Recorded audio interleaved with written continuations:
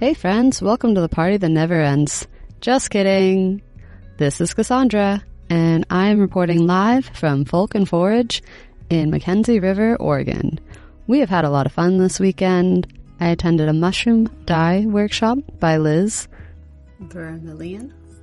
Showed us how to dye little silk scarves, and I chose to make a yellow one because I like yellow like the sunshine. There was also green and brown. In addition, Jess Starwood and Laurel Sherrill led forays into the woods. A little bit of a bummer. It has been pretty dry out here, so a large amount of morels were not found this time, but I'm sure the people on the forages still had an excellent experience learning from these wonderful women. One of my favorite things that happened this week was the movie premiere of Sporelandia. Sporelandia is an interesting documentary that focuses on how to increase the amount of psychedelic mushrooms in public spaces and home spaces by showing people low-tech methods to grow those mushrooms. I loved it. I thought that the concept was genius, and it reminded me of my time back at UC Santa Cruz when randomly walking down the street, you would see a psychedelic mushroom popping out of the sidewalk or from a little wood chip pile. I know that there were some characters doing that back in the day. We'll just call that radical mycology. And it was one of the first times that I was inspired to learn more about mushrooms and mushroom cultivation. At the time, at UC Santa Cruz, I was taking a medicinal mushroom class where we studied the medicinal properties of mushrooms, learned a little bit about making extracts, and also just got to play around with concepts like making shiitake lugs and putting them in the Kresge Forest Garden. Sporelandia was created by Matthew Rabinowitz, and he and some crew were here showing us how to do a lasagna method, which basically means you take a planter, you put a layer of soil down, a layer of wood chips, a layer of inoculated spawn, and then repeat soil, wood chips, spawn until the container is filled. You want to keep it a little wet, you want to make sure that it has access to moisture, and after you're done adding in your mushrooms, you can plant a little bit in there because there is soil. So ideal plants would be strawberries, grasses, or something for the mushrooms to grow into, provide them a little bit of structure and shade. I really liked this concept, and I'm excited. I have some Alenii, which are similar to, I believe, Acerensens. There was also ovioids, which were new to me, and those were inoculated wood chips that can be used in a similar method. They will be a spring fruiter, so gotta wait a whole year for those. But the Alenii, they're going to come up in the fall. So we'll see how it goes. I'm going to take them home and put them in the forest. Okay, now let's talk a little bit about the music. First up, we had Austin with his band Quattlebaum. Then we had a super juicy set from Drum Spider, followed by some campfire jams. I was a fan of the dancer on Drum Spider's stage. She was gorgeous, flowing, and doing a very, maybe Celtic belly dance? I'm not exactly sure. I'm going to ask her, though. It was phenomenal. Last night, we experienced the Muddy Souls, which was kind of like bluegrassy, I would say. Then Yamanjo. Yamanjo brought the soul, the spice, and a little bit of everything nice that I like. I was able to dance and flow and really get into my body. Very appreciated. Very, very inspired. And hope to catch them again soon. They're on tour now, so check it out if Yamanjo, that's Yemanjo, is coming to a place near you. This morning, aka Sunday morning, happy Mother's Day to all the mothers out there, I went to the Gentle Yoga Flow and Sound Bath with Lisa Tynan. It was a lovely experience, very healing, nourishing, and just what I needed to both wake my body up and allow me to get a little bit of extra rest in. Afterwards, there was a Mother's Day pancake party and a fascinating set with Libra Cello. Libra Cello is a very talented artist who can do multiple instruments, including fiddle, cello, banjo, and probably more. They were able to loop that all together and give us that nice Sunday morning revival vibes.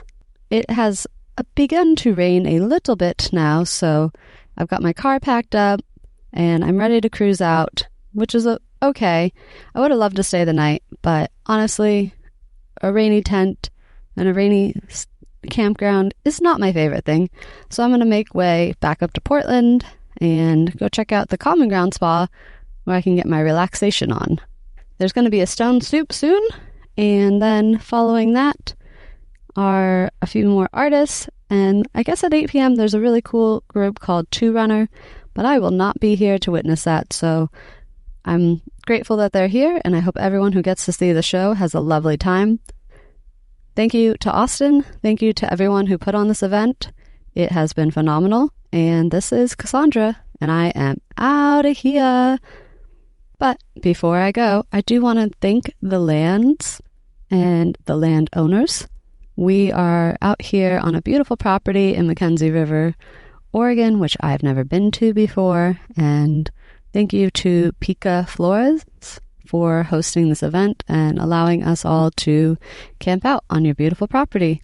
We are currently right next to a river, which was phenomenal. I did spend a little bit of time by that river last night, a little bit of time by myself, processing, letting it flow, letting it help me move some emotions. And I was very grateful for that moment because rivers just bring me so much peace. The other phenomenal thing about this event has been the community. The people who are here are absolutely amazing, loving, caring, considerate souls who really just want to have a good time talking about mushrooms and sharing music and providing an experience that is very family friendly. I guess there was a little bit of a kid explosion this year because there were so many little ones wandering around with their parents. I love to see that. I love to see the healthy vibes, all the families coming together and still making time and space to be out here in the forest and connect. What a joy. What a true blessing to those children. And I can't wait till one day till my child gets to experience an event like this. And I will be just on cloud 9, honestly, to share something that has helped grow me into the human that I am over the last 15 years.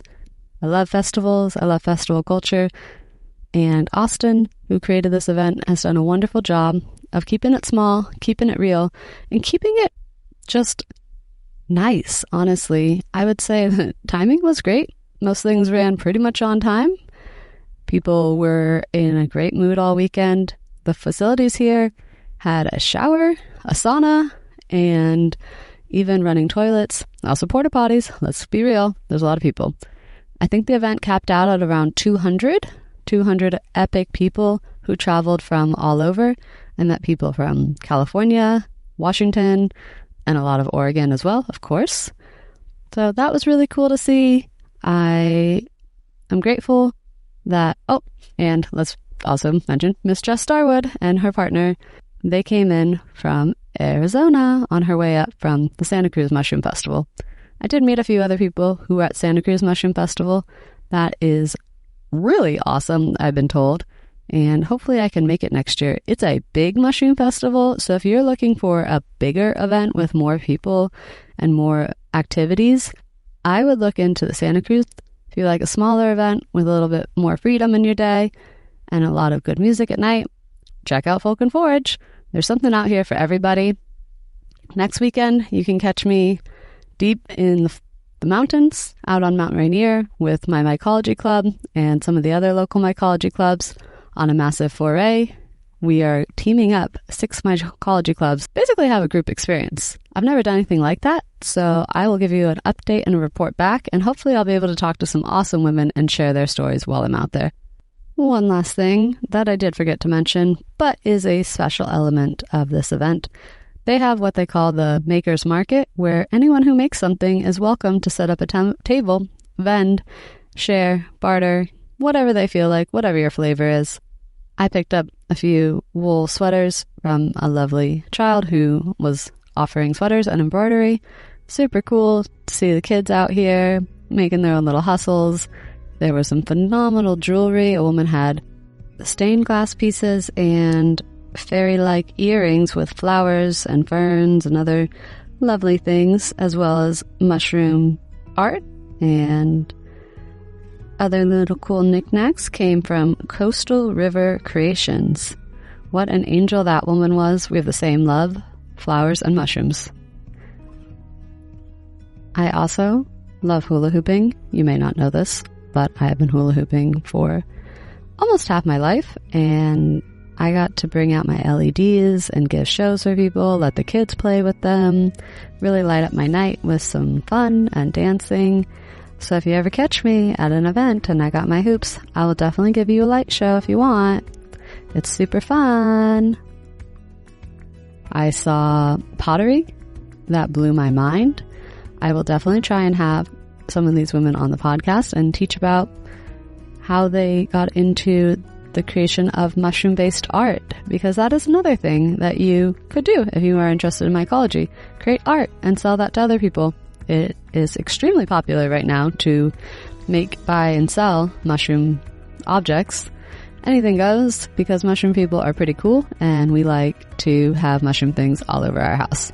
If you know, you know. That mushroom pottery that I just spoke of, that was made by Brandy Klowinski, and her brand is NorCal Forager. You can find her stuff online, and she absolutely does ship. Thank you so much for tuning in. I love you, and this has been an update from Folk Forage. Bye!